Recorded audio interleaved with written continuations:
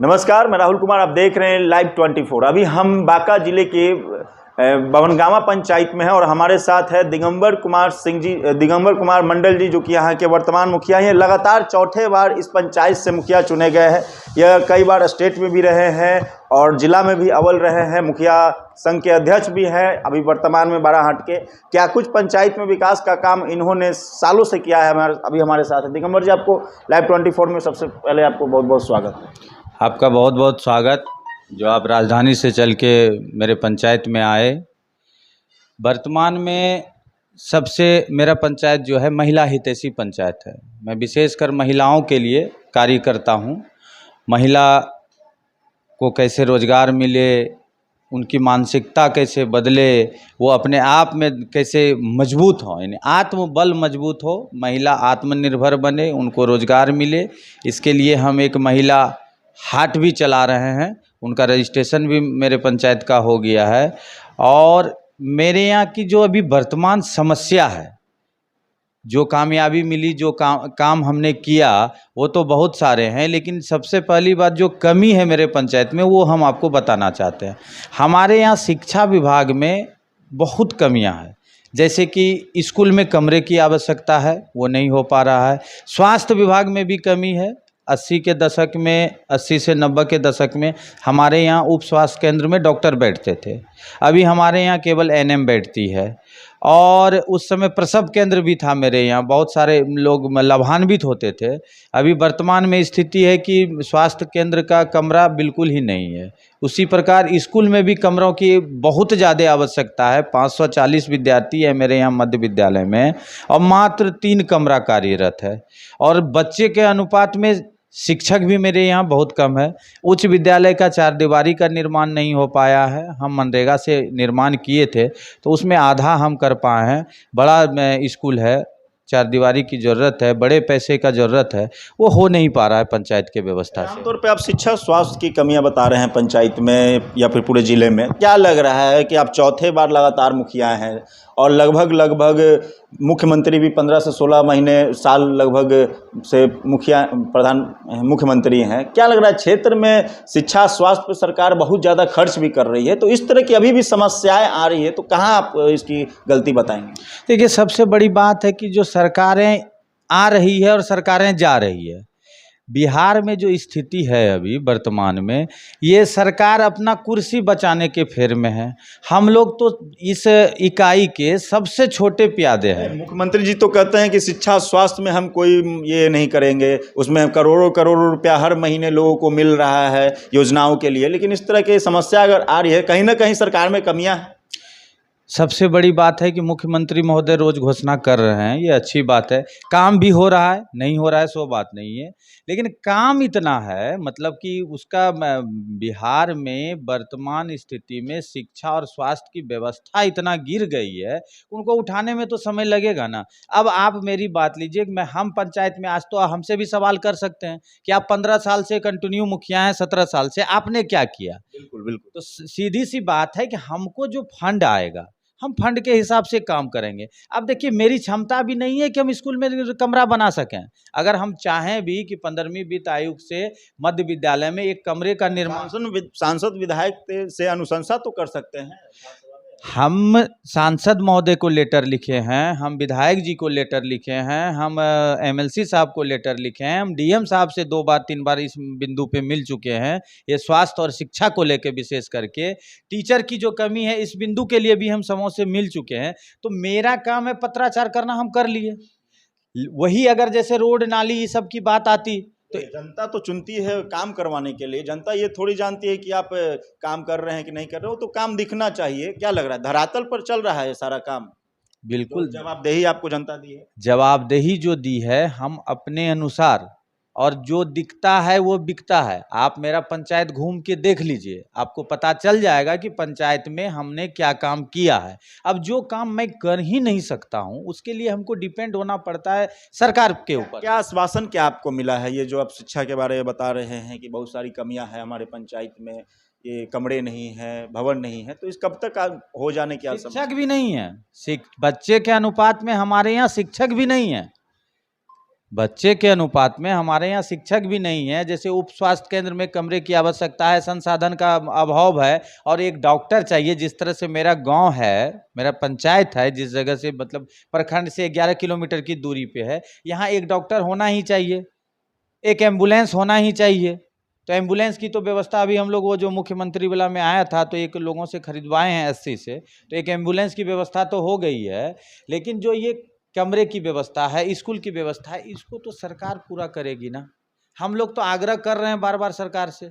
अब सरकार का देखिए कब तक होता है। बीच में बात भी हुई थी, जब पंचायत सरकार भवन भी बनना है मेरे यहाँ, बहुत जोर शोर से गए। उस समय हमारे पंचायती राज मंत्री जो थे सम्राट चौधरी जी, वो आश्वासन भी दिए थे, वो आए भी थे बाका, तो बोले थे कि हम आने वाले साल भर में 70% पंचायत भवन पंचायत में बनवा देंगे। प्रोमिस करके गए थे। हम लोगों का भी कागज वगैरह लेके गए थे, लेकिन मतलब स्टेट तक कागज मेरा पहुंचा हुआ है। शिक्षकों की उपस्थिति रहती है विद्यालय जो अभी भवन है उसमें, शिक्षकों की उपस्थिति रहती है? हाँ, जितने शिक्षक मतलब कार्यरत हैं हमारे स्कूल में, वो नियमित आते हैं और नियमित स्कूल से जाते हैं। मिल का भोजन बिल्कुल, वो सब में कहीं कोई कमी नहीं है। वो अच्छी क्वालिटी का भोजन भी कराते हैं, अच्छा शिक्षा भी देते हैं स्कूल में। जितने शिक्षक हैं वो अच्छे हैं, इसमें कहीं कोई कमी नहीं है कि शिक्षक स्कूल नहीं आते हैं टाइम से, या फिर शिक्षक नहीं पढ़ाई करते हैं, उस सब में कोई कमी नहीं है। हम पंचायत के विकास पर बात करेंगे। 7 निश्चय योजना एक अहम योजना है मुख्यमंत्री जी का, क्या लग रहा है धरातल पर है? नल जल योजना कितना सफल है? नल जल योजना देखिए सफल है। सबसे बड़ी बात है कि नल जल योजना जैसे मेरे पंचायत में है, पानी का जो लेयर है उसको ना मुख्यमंत्री ना प्रधानमंत्री चाह के भी मेरे यहाँ पानी का लेयर तैयार नहीं कर सकते। उसके लिए आम पब्लिक को सुधरना पड़ेगा, अपने अपने घर में 100 फीट बनाना पड़ेगा, वृक्ष लगाना पड़ेगा, तभी ये समस्या का मतलब बेसिक समस्या का समाधान होगा। हाँ, पर्यावरण बचाओ। हाँ, जब तक आप पर्यावरण नहीं बचाएंगे। हम कहते हैं कि हमारे यहाँ 7 नल जल है, 7 में 4 अभी कार्यरत है, 3 बिल्कुल ही कार्यरत नहीं है। एक वार्ड की तो स्थिति ये है कि हमने 5 जगह बोरिंग कराया, 5 जगह फेल हो गया। 400 फीट बोरिंग कराने के बाद भी पानी नहीं निकल रहा है। भवन सुंदर बना हुआ, फायदा? खूब सुंदर वृक्ष है, बहुत बड़ा वृक्ष है, फल आ ही नहीं रहा है। तो सबसे बड़ी बात है कि ये जो नल जल की समस्या है, इसको मतलब बेसिक रूप से आम पब्लिक को बचाना पड़ेगा। केवल सरकार इसमें काम करेगी तो वो सफल नहीं हो पाएगा। ऐसे अभी हमारे इस 7 निश्चय से वो जो जल जीवन हरियाली के तहत हम लोग 100 फीट भी बनवा रहे हैं। अब देखते हैं 100 फीट बनवा के पानी का लेयर अगर ऊंचा हो जाता है तो निश्चित रूप से हमारे कहीं ना कहीं 7 निश्चय योजना फेल होने का कहीं ना कहीं कारण लेयर है। हाँ बिल्कुल, इसमें 7 निश्चय योजना अगर कहीं फेल हो रहा है तो उसमें 50% लेयर कारण है।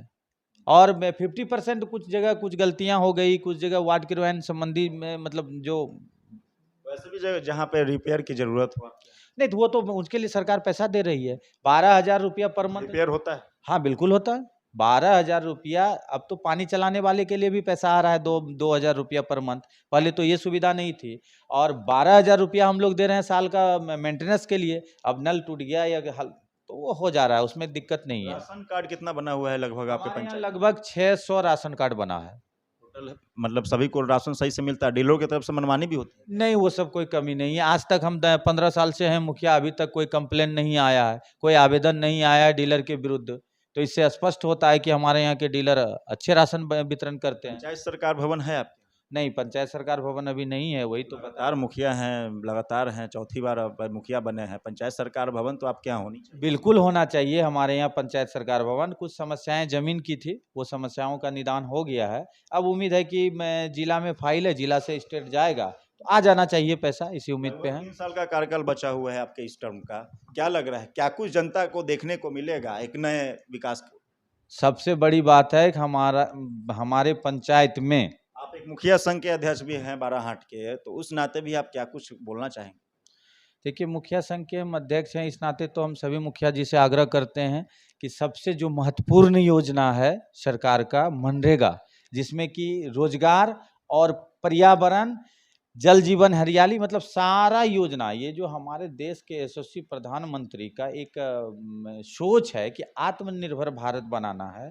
अगर मुखिया जी ईमानदारी से काम पे आ जाएं तो मनरेगा से वो 50% मदद कर सकते हैं। हम एक उदाहरण देते हैं कि हम बहुत ज़्यादा वृक्षारोपण किए हैं और उम्मीद करते हैं कि बिहार में सबसे ज़्यादा गैस सेट का भी निर्माण हमने के किया है। समय में वृक्षारोपण भी स्टार्ट हुआ जब से आप मुखिया बने होंगे जी, तब जी। से। तो वृक्षारोपण भी बहुत मतलब सात निश्चय का शुरुआत ही उसी समय से हुआ। हाँ, तो वृक्षारोपण हम बृहद पैमाने पे किए हैं।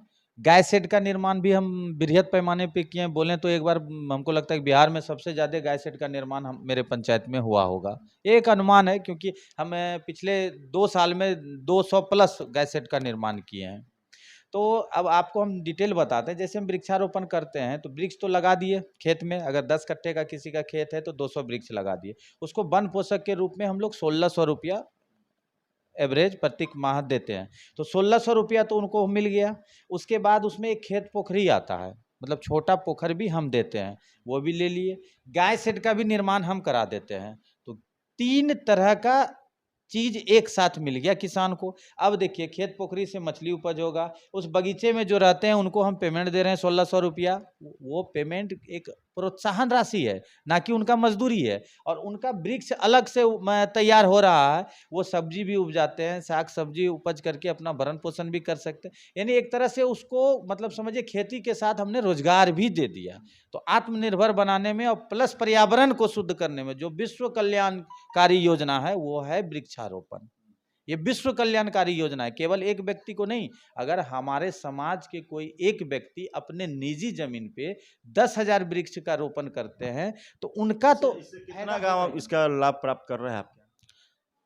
पूरा पंचायत मेरा लाभान्वित है इस वृक्षारोपण और गाय से। फायदा है इससे? बिल्कुल क्या मतलब कि एकदम। अभी हमरा बगीचा चल के देखिए, उसमें फल मिलेगा जितना वृक्षारोपण किया। और ये एक ऐसी योजना है जिसे कि आप झुटला नहीं सकते हैं। मतलब आप जल जीवन हरियाली जो मुख्यमंत्री जी का है, कहीं ना कहीं आप उसको बढ़ावा दीजिए। बिल्कुल, उस योजना को, वो तो एकदम विश्व कल्याणकारी योजना है, उस योजना पे विशेष जोर है। और अभी हम महिलाओं के लिए विशेष काम कर रहे हैं, महिलाओं के लिए स्पेशल हाट लगा रहे हैं, महिलाओं को रोजगार देने के लिए स्पेशल कैंप चला रहे हैं, नारी सशक्तिकरण। नारी सशक्तिकरण के लिए कैंप चला रहे हैं, महिला सभा कर रहे हैं और उसमें बहुत संख्या में उपस्थित होती हैं महिलाएं हमारे यहाँ। ये थे बभनगामा पंचायत के मुखिया दिगंबर कुमार मंडल जी, जो कि अपने पंचायत में चौथी बार लगातार विकास के लिए तत्पर हैं। लगातार इनको जनता चुन रही है, मुखिया बना रही है, जरूर अपने पंचायत के लिए बहुत कुछ किए हैं।